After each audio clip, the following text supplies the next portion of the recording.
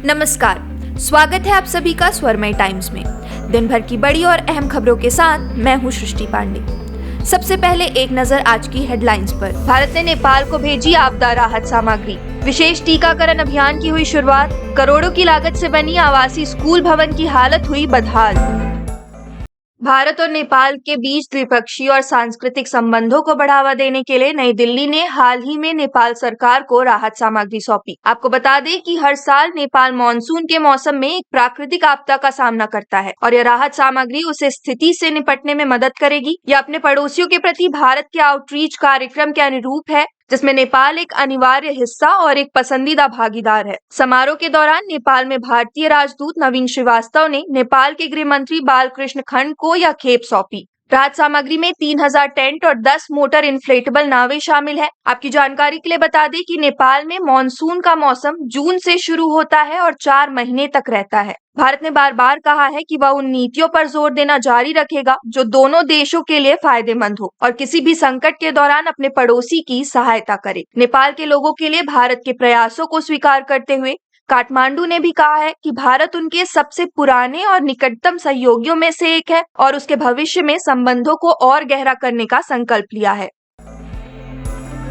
प्रदेश के स्वास्थ्य मंत्री टीएस सिंहदेव सरगुजा दौरे पर हैं। इस दौरान शहरी स्वास्थ्य केंद्र नवापारा में विशेष टीकाकरण अभियान की शुरुआत की। इस टीकाकरण अभियान में 18 वर्ष से अधिक आयु वर्ग के लोगों को अब तक कोविड का प्रिकॉशनरी डोज निःशुल्क लगाया जा रहा है। दरअसल स्वास्थ्य मंत्री टीएस सिंहदेव के विशेष प्रयास व पहल से विशेष टीकाकरण अभियान 15 जुलाई से 30 सितंबर तक 75 दिन चलेगा। स्वास्थ्य मंत्री टीएस सिंहदेव ने 18 वर्ष से 60 वर्ष तक के व्यक्तियों से आग्रह किया है कि अपने नजदीकी सरकारी कोविड टीकाकरण केंद्र में जाकर पात्रता अनुसार वैक्सीन का प्रिकॉशनरी डोज लगवाएं, जिससे कि यह वैक्सीन बेकार न हो और अधिक से अधिक लोगों को इसका लाभ मिल सके। चालू हो रहा है।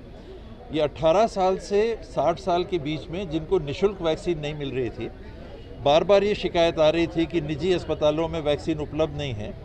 वहाँ एक वायल में 10 या 20 डोज होते हैं और निजी अस्पताल में अगर 10 या 20 लोग एक साथ वैक्सीन लगाने नहीं पहुँचेंगे तो वो वैक्सीन ख़राब हो जाती है, तो निजी लोग लगा नहीं रहे थे। तो सही समझ के थोड़े विलम्ब से भले, लेकिन 18 साल से ऊपर के भी नागरिकों के लिए बूस्टर डोज प्रारंभ कर दिया गया है। आज उसका पहला चरण है। 75 दिन तक ही ये चलेगा। तो जल्द से जल्द अगर आपका समय आ गया है, 6 महीने के बीतने के बाद सेकेंड डोज के आपको बूस्टर डोज ले लेना चाहिए।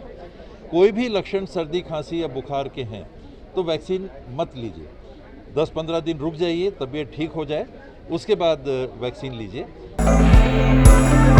जिला निर्माण समिति द्वारा साल 2019-20 में नगर पंचायत फरसगांव में एकलव्य आदर्श आवासीय विद्यालय भवन का निर्माण किया गया, जिसे बनाने में करोड़ों रुपए लग गए और आवासीय स्कूल भवन हस्तांतरित होने के पहले ही बदतर स्थिति में पहुंच गया है। आपको बता दें कि ठेकेदार की मनमानी और अधिकारियों की लापरवाही से नवनिर्मित भवन में कई खामियां अभी से नजर आने लगी है। वही शुरुआती सालों में नवनिर्मित भवन में हुई गुणवत्ताहीन काम की पोल खुल रही है। ये नवनिर्मित भवन लगभग 6 करोड़ रुपए में बना है, जो 2 वर्ष में एग्रीमेंट फाइनल होने से पहले ही घटिया निर्माण की कहानी खुद बयां करने लगा है। यहाँ बिखरे पड़े बिजली तार किसी बड़े दुर्घटना को आमंत्रण दे रहे हैं और दीवारों में दरारें साफ नजर आ रही है। बीम में पानी टपक रहा है, जिसे सुधारने की बजाय उसका रंग रोगन कर चमका दिया गया है और फिर भी अभी से ही रंग भी उखड़ना शुरू हो गया है। कोंडागांव जिले के सहायक आयुक्त संकल्प साहू ने कहा कि नवनिर्मित भवन की खामियों को निरीक्षण कर उक्त खामियों को ठेकेदार द्वारा पूरा करवा दिया जाएगा।